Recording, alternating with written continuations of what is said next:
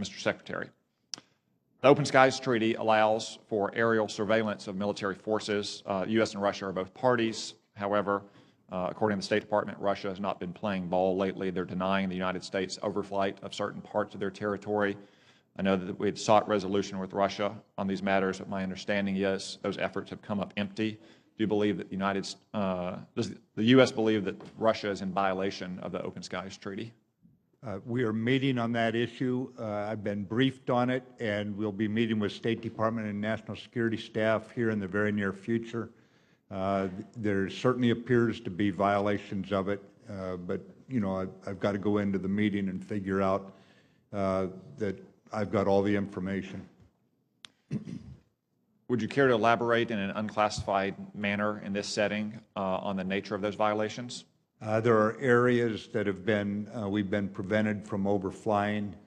I think some of the other aspects of it I'd prefer to talk privately with you, but that's one of the clear, to me, violations.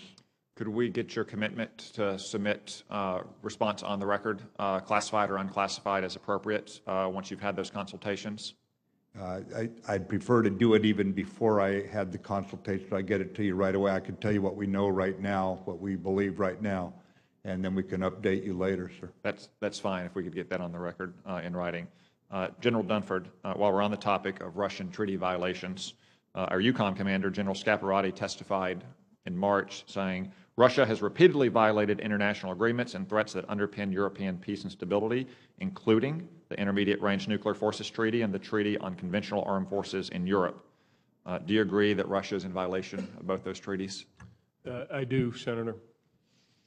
So, let's put this plainly then. If Vladimir Putin wanted, he could hold U.S. troops in Europe at risk with nuclear-armed cruise missiles, and our only choices would be, one, we send 30-year-old F-16s with 30-year-old nuclear weapons against state-of-the-art Russian defenses, or we have a choice to escalate a tactical crisis to a strategic one by responding with long-range bombers or intercontinental missiles or submarine-launched ballistic missiles. Is that the situation we face in EUCOM right now? Senator, that's a good reason why we've argued to modernize our nuclear enterprise and make sure we have an effective deterrent and effective response. One of the modernization priorities is the air-launched cruise missile, which is going on 40 years now. General Selva said, quote, a decade from now, ALCOMs will not be able to penetrate Russian air defenses, and therefore there's an urgency to their replacement. Given Russia's treaty violations and the imbalance between American and Russian nuclear forces and the age of the ALCOM, do you agree that it's an urgent priority to replace the ALCOM with the long-range standoff cruise missile? Senator, as you know, we're going through nuclear posture review right now. What I would say is this. The third leg of the triad, the bomber, needs to be able to penetrate, needs to be able to achieve effects, and that's the criteria that we should have going into the nuclear posture review.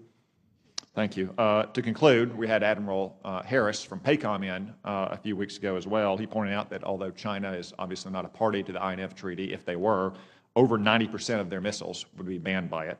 So the situation that we face is that the INF Treaty gives China a lethal advantage over American forces in the Pacific. Russia is outright ignoring the INF Treaty in Europe. We have no matching response to either of those threats, and even if we did, it would be illegal because we are literally the only nation in the world that restrains itself from developing intermediate-range cruise missiles. Is that right?